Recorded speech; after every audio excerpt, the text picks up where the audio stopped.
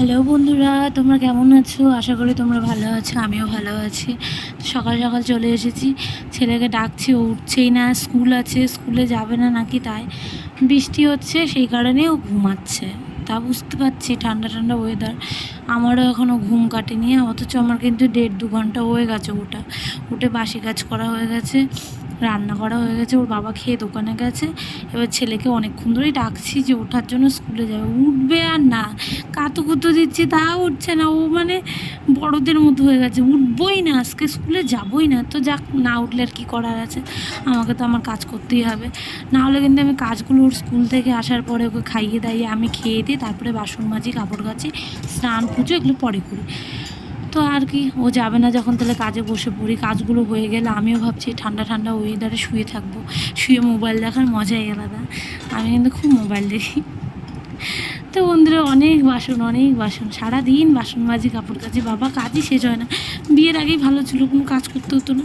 এখন সারা দিন কাজ করি, কাজ করেও যেন কাজ শেষ হয় না।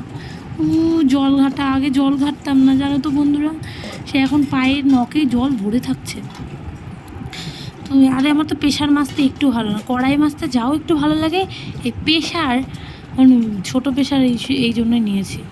তো যাই হোক, মাংস চাপিয়ে দিয়েছি, ভাবলাম আজকে মাংস যখন ফ্রিজে আছে মাংস করে, তো সব মশলাগুলো দিয়ে আমি কাপড় কাচতে যাবো, কাপড় ভিজিয়ে রেখেছি।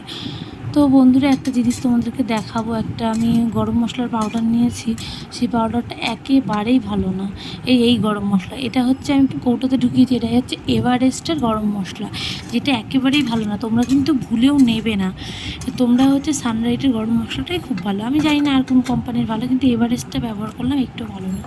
তো বললাম না, অল্প কয়টা কাপড় ছিল, এই ছেলে গলায় দেওয়া, মানে খাবারের সময় গলায় দেওয়া ন্যাকড়া, আর হচ্ছে কয়েকটা বাথরুমের প্যান্ট, তাছাড়া বেশি কিছু না। আর বৃষ্টির দিনে কাজগুই বা কি শুকাবে না, আর সেই বারান্দাতেই আমাকে দড়িতে মেলতে হবে, সেই কারণে আর বেশি ঝামেলা করিনি।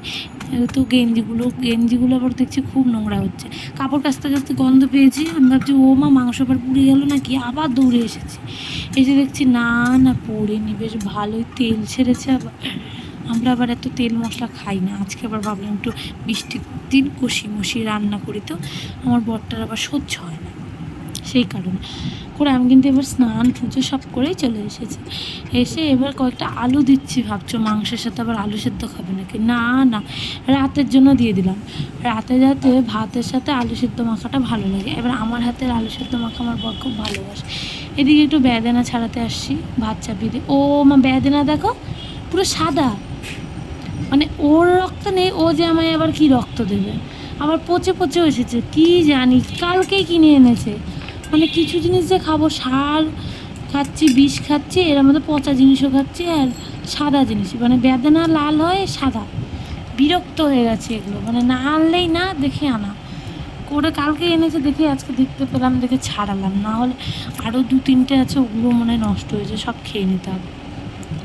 আমার না বেদানা ছাড়াতে একটু ভালো লাগে না, দেখো কালো হয়ে, ছি ছি ছি ছি ছি ছি, মানুষ আমাদের কী ঠকাচ্ছে, মানে বাচ্চা ছেলে মেয়ে পেয়েছে দেখে ঠকাচ্ছে না কি জানি, ভালো লাগে না আর বন্ধুরা, মানে মানুষকে কি বলবো, এত খারাপ জিনিস, সবজিপাতিও এত খারাপ ভেতর দিকে। তো দেখো বন্ধুরা, ছাড়ানো হয়ে গেছে, খুব ঝামেলার কাজ, আমি নিজের জন্য কোনো দিন ছাড়াতাম না, ঝাড়ানো হয়, এবার স্বামী সন্তানের জন্য তো করতেই হবে। তো যাই হোক করি, এবার কাজে যাই। এবার আমার ফ্রিজে এরকম অর্ধেক গাজর ছিল, তারপরে মূলো ছিল, বরবটি, এগুলো শুকিয়ে আসছিলো, দেখে ভাবলাম এগুলো একটা ভাজা করি, 5 মিশালি ভাজা। তো তোমরাও একটু দেখে নাও, জানো না হয়তো, মানে আগে হয়তো তোমরা এইভাবে খাওনি কোনো দিন, যে 5 মিশালি তরকারি হয়, 5 মিশালি আবার ভাজা হয়। হ্যাঁ বন্ধুরা, ভাজা হয়, এবং খেতে দুর্দান্ত স্বাদ লাগে। আমি কিন্তু অর্ধেক আলু ছিল ওইটাও নিয়ে নেব, মানে যা যা অর্ধেক থাকে, শুকনো থাকে, সব কেটে দিয়ে দেবো, দিয়ে কী করবো, কড়াইয়ে তেল দিয়ে শুকনো লঙ্কা ফোড়ন দিয়ে ব্যাস সব ছেড়ে দিয়ে বেশ ভালো করে ভেজে, মানে অর্ধেকটা ভাজা হয়ে গেলে চিনি দিয়ে দেবো, সামান্য পরিমাণ চিনি দিয়ে ঢাকা দিয়ে নেড়ে চেড়ে ব্যাস, ভাত দিয়ে মেয়ে খেতে যা লাগে না, মানে যদি ডাল থাকে তাও ভালো লাগে, ডাল না থাকলেও শুকনো ভাত দিয়ে ভালো লাগে। তোমরা আমার কথা শুনে একবার ট্রাই করবে, প্রেমে পড়ে যাবে, মানে বাড়তি সবজি দিয়ে তরকারি না খেয়েও যে ভাজা খাওয়া যায়, এই সব সবজি দিয়ে কিন্তু তরকারি করলেও ভালো লাগতো না, কিন্তু ভাজাটা ভালো লাগে। তো আমি তাড়াতাড়ি কাটছি, যে দেরি হয়ে গেছে, 3টে বেজে গেলে আমার বর চলে আসবে, আবার ছেলে খাবে, ছেলে ওকে খাইয়েছি একবার, পাশের বাড়ি গেছে, কিন্তু আবার তো 3টের দিকে আসবে খেতে। তো কড়াই চাপিয়ে দিয়েছি, দেখো বন্ধুরা কড়াইটা কেমন চকচক করছে, আমিও সেটাই দেখাচ্ছি। মানে সাইডগুলো একটু কালো আছে, ওটাও উঠিয়েছি আমি বালি দিয়ে। আমি আগে জানতাম না যে বালি দিয়ে ঘষে, পরে মায়ের বাড়ি গেছে, যেহেতু আমার বাপের বাড়ি গ্রামে, সেখানে আগে তো কোনো দিন লক্ষ্য করা হয়নি এগুলো। তো তারপরে দেখেছি বালি দিয়ে ঘষলে এরকম চকচক হয়, তারপর থেকে আমার কড়াইগুলোও চকচক করছে। কিন্তু বালি দিয়ে ঘষলে কি বলো তো, আমার খুব মানে মনে হয় হাতের চামড়া ছুলে যাচ্ছে, এরকম একটা ব্যাপার।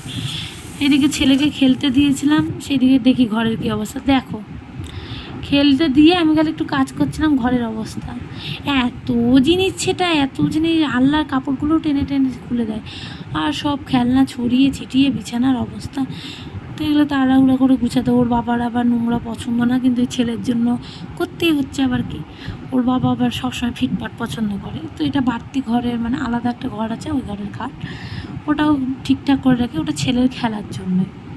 তো বন্ধুরা ঢাকা দিয়ে রেখেছিলাম, দেখো হালকা নিচে লেগে এসেছে, কিন্তু এটা কোনো ব্যাপার না। এদিকে আমার ভাত প্রায় হয়েই এসেছে, ভাজাটা হয়ে গেলেই বাস খেতে দিয়ে দেবো। আর সময় নষ্ট করে লাভ নেই, খিদেও পেয়ে গেছে, সকালে সেই 9:30 10টায় খাওয়া।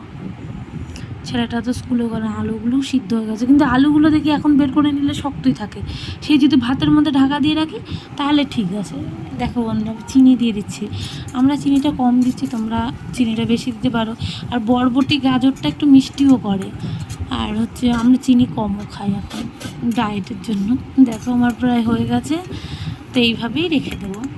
খুব সুন্দর, কিন্তু তোমরা ট্রাই করবে, আমি বলছি ট্রাই করবে, দুর্দান্ত খেতে। এবার ভাতের ফ্যানটা গেলে নেব, তো আগে পারতাম না, এখন পারি। এই যে আমি যে ন্যাকড়াগুলো ধরেছি, এগুলো কিন্তু কি বলে, পাইটা নাকি একটা বলে আমার শ্বশুরবাড়িতে, ওখান থেকেই শিখেছি, আর এরকম সেলাই করে নিয়েছি, বেশ ভালো। বিকালে চলে গেছিলাম পার্কের রাস্তায় দেখো এই মেয়েটা বিয়ে করার জন্য শান্তিপুর থেকে এসেছে, সেই ঝামেলাটা আমি জাস্ট একটু দেখেছি, ওগুলোর দিকেও নজর নেই। মানে শান্তিপুর থেকে মেয়েটা বিয়ে করার জন্য সেজে গুজে বাড়িতে বলে চলে এসেছে, ছেলেটা বিয়ে করবে না, এই চলছে। এবার এখানে মা কালীকে দেখে নিয়েছিলাম, দেখে নিয়ে এটা হচ্ছে ফাঁসিতলার ঘাট, নবদ্বীপ ফাঁসিতলার গঙ্গার ঘাট, ওখানে সবাই ঠাকুর বিসর্জন করে বিশেষ করে। তো ছেলেকে প্রণাম করিয়ে দিলাম, ছেলে কিন্তু ওখানে আবার মা মা করে ডাকছে কালী ঠাকুরটাকে দেখে। অদ্ভুত না, আমার ছেলের না আবার ঠাকুরের প্রতি খুব টান। এরা দেখো কি বদমাইশি করছে, পার্কে এসে ধূপ ধাপ করে পড়ে যাচ্ছে। আমার ছেলে তো একা, এখন বসিয়ে দিলেই ধরে পড়ে। আমি কিন্তু একা যাইনি পার্কে, যে দুটোকে দেখছো, পুটি রানী আমার সাথে ভিডিও করে, ওরাও আমার সাথে পার্কে যায়। পার্কটা ছোট, যেটুকুই হোক বাচ্চাদের পাশে আনা হয়, মাঝে মধ্যে যাওয়া হয়, রবিবার করেই যাওয়ার চেষ্টা করি। তো আমার ছেলে কিন্তু একাই 100, ও একাই ঘুরছে। তো বন্ধুরা, এই পর্যন্ত ভিডিওটা, যদি ভালো লাগে আমার চ্যানেলটিকে